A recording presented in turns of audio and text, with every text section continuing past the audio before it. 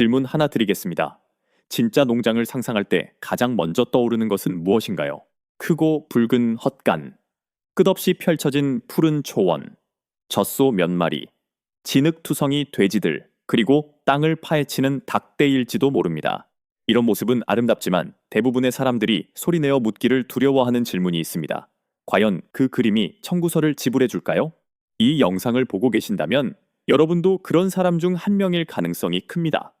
더 잘 활용하고 싶은 마당이 있거나 차근차근 꾸려나가는 작은 텃밭이 있거나 혹은 교회에 살면서 마당의 빈 공간이 뭔가 의미 있는 것으로 바뀔 수 있을지 궁금해 하실 수도 있습니다.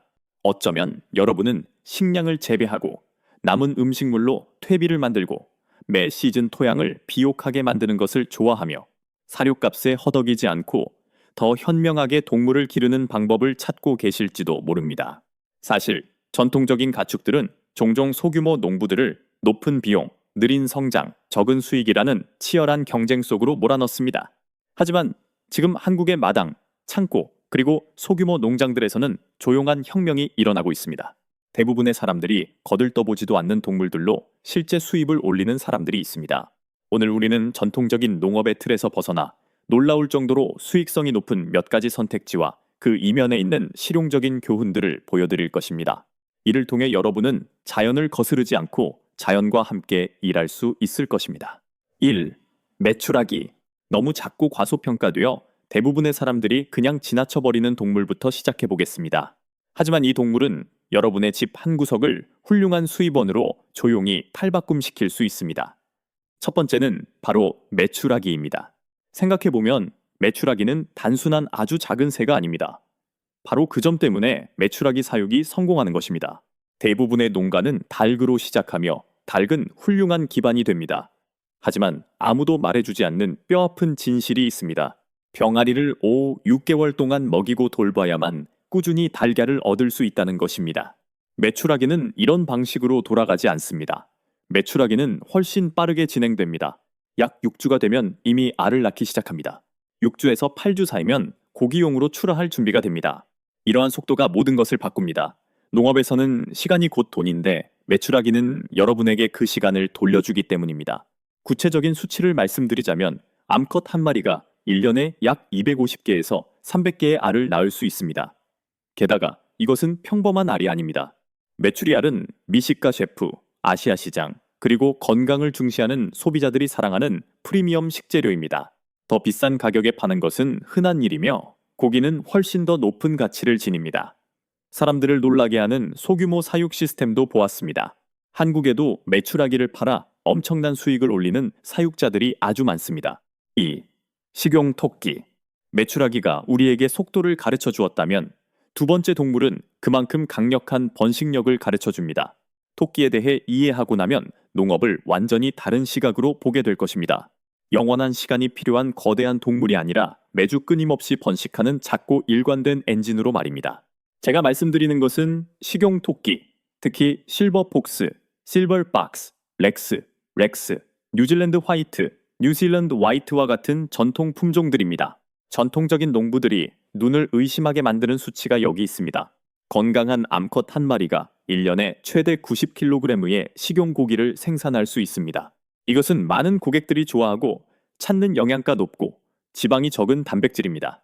농장에서 직접 지역 소비자나 전문 고객에게 판매할 경우 식당에서 제공되는 수준의 높은 가격을 받을 수도 있습니다. 거기에 모피까지 더하면 이 조그맣고 조용한 동물은 갑자기 사람들이 예상하는 것보다 훨씬 빠르게 수입을 모으기 시작합니다.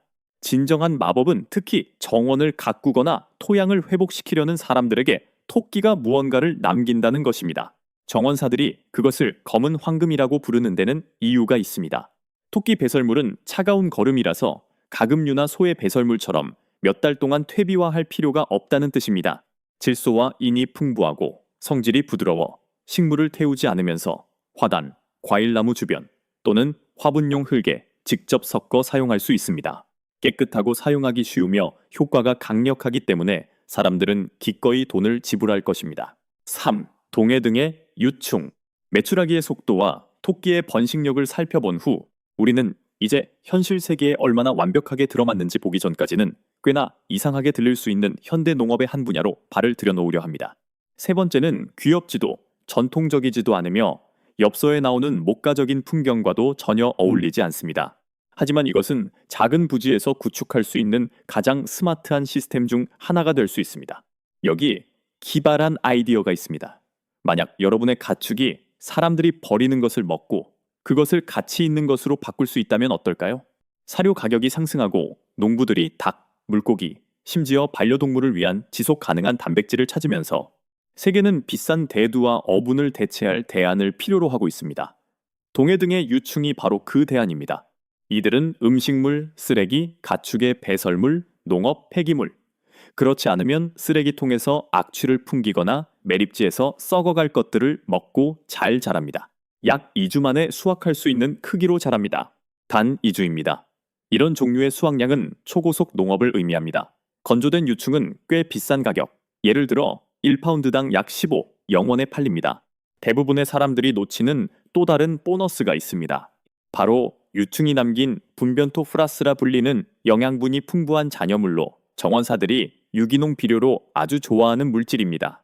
따라서 여러분은 단순히 사료를 만드는 것뿐만 아니라 토양을 재생시키는 힘도 만들어내는 것입니다. 올바른 시스템만 갖춘다면 쓰레기조차도 재산이 될 수 있습니다. 4. 식용 비둘기.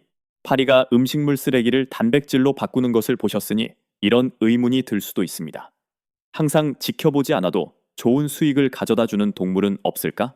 이 질문은 우리가 운영할 수 있는 가장 소외되었지만 고부가 가치 시스템 중 하나인 식용 비둘기로 이어집니다. 비둘기가 도심 공원에서는 별로 환영받지 못하지만 고급 요리 세계에서 비둘기 고기는 왕실의 진미로 취급받습니다. 고기가 연하고 부드럽기 때문에 종종 아주 비싼 가격에 팔리는 프리미엄 식재료입니다. 소규모 농장의 비둘기가 아주 훌륭한 이유는 바로 비둘기가 자동 조종 부모이기 때문입니다. 순종 닭이나 메추라기와 달리 인공 부화기, 보온 전등 또는 지속적인 관찰이 필요하지 않습니다. 평생 짝을 지어 살고 스스로 둥지를 틀고 알을 품으며 가장 놀라운 점은 피전 밀크 비둘기 젖라고 불리는 영양이 풍부한 천연 물질로 새끼를 직접 먹여 키운다는 것입니다. 이 시스템은 새 자체에 내장되어 있습니다. 여러분이 할 일은 그저 깨끗한 은신처, 좋은 먹이, 신선한 물, 그리고 조용한 환경을 제공한 뒤 한 걸음 물러나 있는 것뿐입니다. 번식용 한 쌍의 초기 비용은 약 150, 0원 정도이며 이 한 쌍이 최소한의 노력으로 1년에 약 12, 15마리의 새끼를 키워낼 수 있습니다. 여기서 얻을 수 있는 교훈은 위임과 자가 지속 가능한 시스템입니다. 최고의 농장은 끊임없는 통제가 아니라 자연이 스스로 제 역할을 하도록 돕는 유리한 환경 위에 세워집니다. 5. 달팽이, 식용 달팽이, 사육.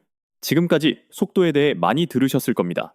하지만 때로는 가장 큰 이윤이 상상할 수 있는 가장 느린 생물에게서 나오기도 합니다. 달팽이 양식은 속도만이 성공으로 가는 유일한 길이 아님을 보여주는 완벽한 증거입니다. 보도블록 위에 있는 달팽이를 무시하고 지나치기가 얼마나 쉬운지 생각해 보세요. 반면 요리 세계에서 달팽이는 수세기 동안 사치품으로 여겨져 왔습니다. 달팽이 고기는 아주 비싸게 팔릴 수 있지만 진짜 숨겨진 보물은 뮤신소위 달팽이 점액입니다. 한국의 고급 화장품 회사들을 비롯한 뷰티 업계에서는 피부 재생, 보습, 콜라겐 생성을 돕는 이 성분을 아주 귀하게 여깁니다. 약 3평 10제곱미터 정도의 엄격하게 관리되는 사육장에서 약 1,0마리의 달팽이를 기를 수 있습니다. 이들은 소음이 없고 냄새도 나지 않으며 사료 비용이 극도로 적게 듭니다.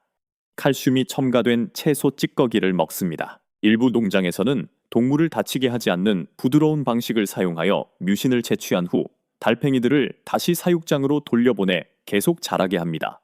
달팽이가 주는 교훈이요?